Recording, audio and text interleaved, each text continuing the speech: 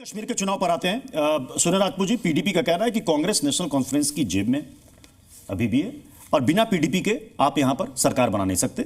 ये दोनों के लिए कंडीशन है, बीजेपी के लिए भी और आपके गठबंधन के लिए भी। चुनाव के समय तमाम पार्टियां तमाम तरीके की बातें कहती रहती हैं और विशेषकर वो पार्टी जिसने 4.5 साल भारतीय जनता पार्टी के साथ सरकार चलाने का पाप किया हो और भारतीय जनता पार्टी ने पीडीपी के साथ सरकार चलाने का पाप किया हो, वो पार्टी क्या कहती है हमें लेना देना नहीं है। हम बहुत स्पष्ट रूप से नेशनल कॉन्फ्रेंस के साथ वहां चुनाव लड़ रहे हैं और वहां हम एक बड़ी जीत की ओर अग्रसर हैं। भारतीय जनता पार्टी तो इतनी कमजोर है वहां कि 30 सीटों पर उनकी हिम्मत नहीं पड़ी प्रत्याशी उतारने की, न किसी से गठबंधन उनका। जाकर के अलगाववादी ताकतों को पीछे से पैसे भी दे रहे हैं, जेल से भी छोड़ रहे हैं, समर्थन भी दे रहे हैं, उनके प्रत्याशियों को बकअप भी कर रहे हैं। ये भारतीय जनता पार्टी के दिन आ गए हैं। आज की डेट में अलगाववादी पार्टियों के, अलगाववादी इंजीनियर रशीद जैसे नेताओं के लोगों को भारतीय जनता पार्टी कश्मीर की वैली में समर्थन कर रही है। मतलब ये तो मेरे लिए सोच से परे की बात है। भारतीय जनता पार्टी को चुल्लू भर पानी में डूब मरना चाहिए कि वो पार्टी, जो पार्टी अपने आप को दुनिया की सबसे बड़ी पार्टी कहती है, वो 30 सीटों पर कश्मीर में चुनाव नहीं लड़ पा रही और अलगाववादियों को समर्थन दे रही है हमारे खिलाफ। और इतना जो कहते हैं कि इकबाल बड़ा मनमोहक है, मन बातों से मोह लेता है, गुफ्तार का गाजी बन तो गया, किरदार का गाजी बन न सका। ये लोग किरदार के गाजी नहीं है। एक कश्मीरी पंडित वापस गया हो, एक कश्मीरी पंडित की आपने पेंशन बढ़ाई हो, एक कश्मीरी पंडित को कोई नया मकान दिया हो, कश्मीरी पंडितों ने आपसे कहा था कि साहब हमारे हमारी जो नौकरियां हैं उनको उठा करके गांव से शहर में ले आओ, एक का आपने काम किया हो, समझ में आती। इस बार जम्मू में भी नहीं खाता खुलने वाला इनका। कश्मीर की तो बात छोड़ दो, कश्मीर की तो आप छोड़ ही दो, कश्मीर में तो लड़ ही नहीं रहे ये लोग। लोकसभा में तो आपका भी खाता नहीं खुला। तो हम तो कहते हैं हमारे तो पहले 44 भी सीटें आई, आप उसकी क्यों करते हो? हमारी आज 99 में, कल भगवान चाहेगा 199 299 आएंगी। ऐसी बात नहीं, हम तो लोकतंत्र को मानते हैं। लेकिन इन लोगों से बात करो ना कि कहते हैं हम दुनिया की सबसे बड़ी पार्टी, कहते हैं मोदी जी ने कश्मीर को स्वर्ग बना दिया, उसके बाद इनको प्रत्याशी नहीं मिल रहे। इन दोनों चीजों के कंट्राडिक्शन को आप देखो ना। आज की डेट में अगर इन्होंने कश्मीर और कश्मीर वासियों की बातों को सही रखा है तो इनको कम से कम प्रत्याशी तो मिल जाने चाहिए थे। 370 को लेकर कांग्रेस पर बार बार इतना हमलावर है बीजेपी और आपकी एलाइज जो है वो अपने एजेंडे में प्रमुखता से इसको लेकर चल रही है। एक कांग्रेस के नेशनल कॉन्फ्रेंस के प्रवक्ता ने कल ही डिबेट शो में कहा कि इस बार का जो चुनाव है ना, ये मैंडेट 370 पर है और ये क्लियर हो जाएगा कि इसकी पुनर्बहाली वहां की जनता चाहती। तो यही सवाल मैं कांग्रेस से पूछ रहा हूं, क्या आप अपने पार्टनर के इस एजेंडे से सहमत हैं? असमंजसता में तो नहीं। 370 को लेकर क्योंकि उस वक्त मुझे याद है कि जिस वक्त सुप्रीम कोर्ट ने यह कहा था, उसी वक्त कांग्रेस का स्टैंड था।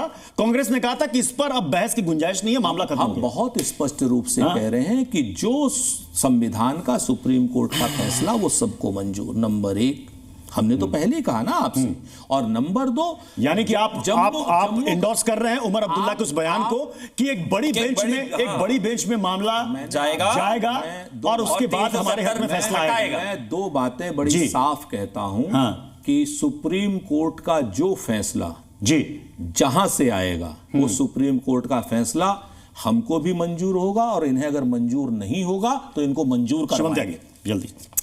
देखिए, मैं एक ही चीज कहना चाहता हूं कि 370 को लेकर सब कांग्रेस वालों का स्टैंड बहुत क्लियर है। देश देखता है, जानता है, समझता है।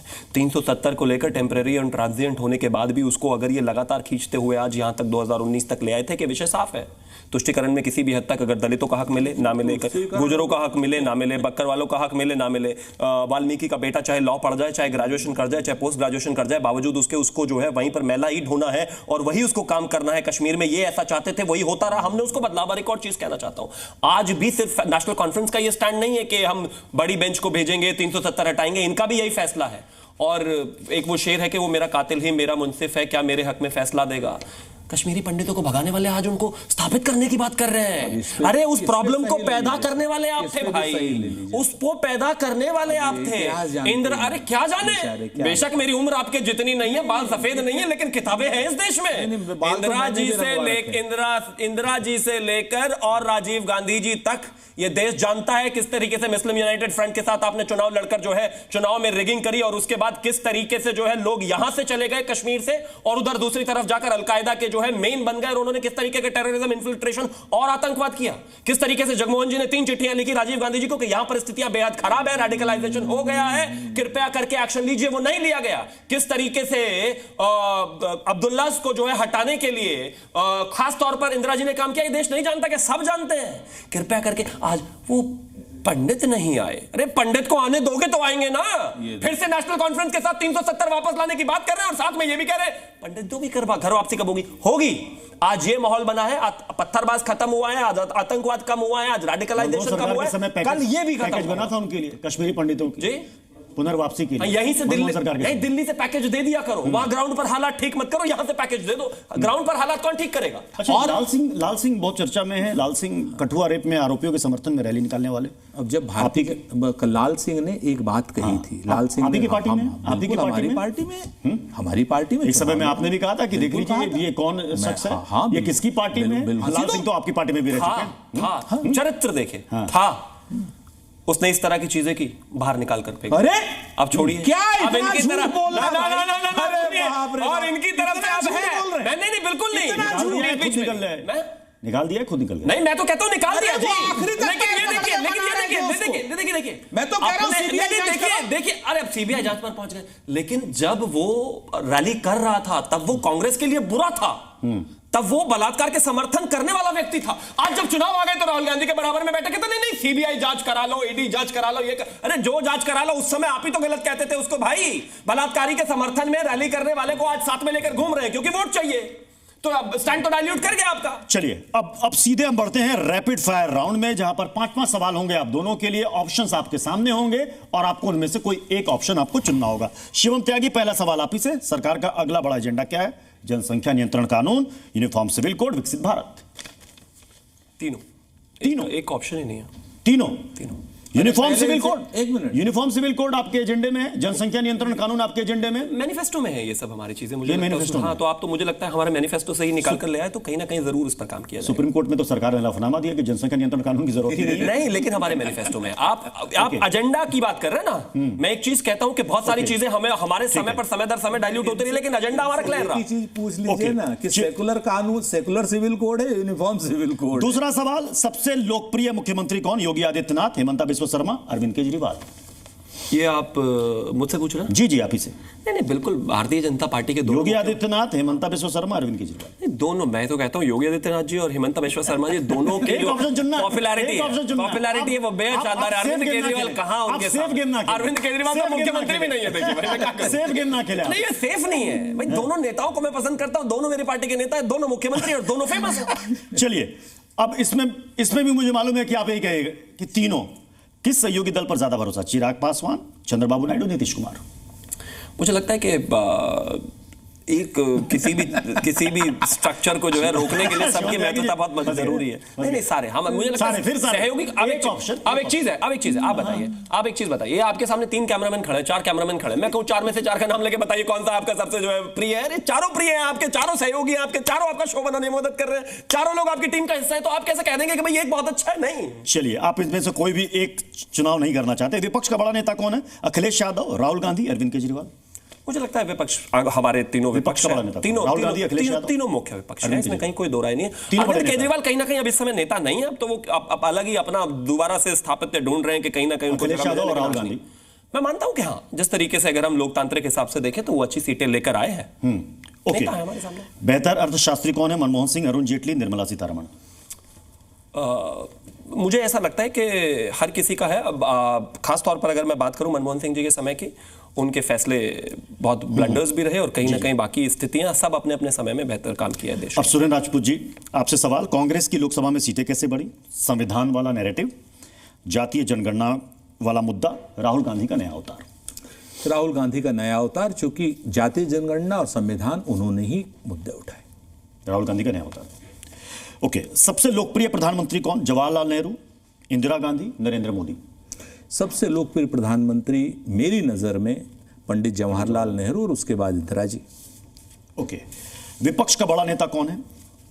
राहुल गांधी, अखिलेश यादव, अरविंद केजरीवाल। इसमें तो कोई वही नहीं। अखिलेश यादव जी स्वयं कह चुके हैं कि राहुल गांधी बड़े नेता हैं, तो राहुल गांधी जी तो सबसे बड़े नेता हैं। अखिलेश यादव जी अपने हिसाब से बहुत बड़े नेता उत्तर प्रदेश सहित उत्तर भारत के हैं। राहुल गांधी जी पैन इंडिया के नेता हैं।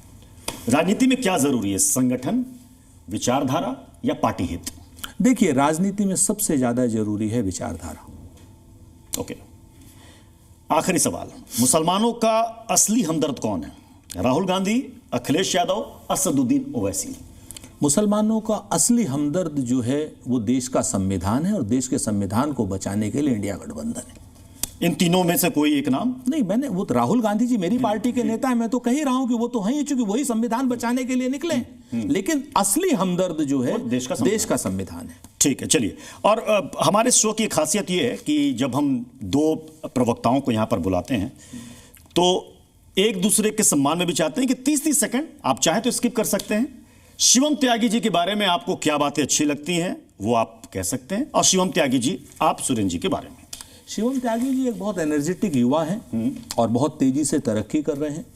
ईश्वर करे अपनी विचारधारा के साथ और अपनी वाणी के माधुर्य के साथ ये लोग बहुत अच्छे से अपना काम करें, जहां पर भी रहें पूरी तरीके से अच्छे तरीके से जनता के हित की काम करें, हित की बात करें, और कहीं ना कहीं लोकतंत्र को और संविधान को मजबूत करने का काम करें। शिवम त्यागी जी ऐसा करते दिखते हैं। शिवम त्यागी जी, सुरेंद्र जी के लिए?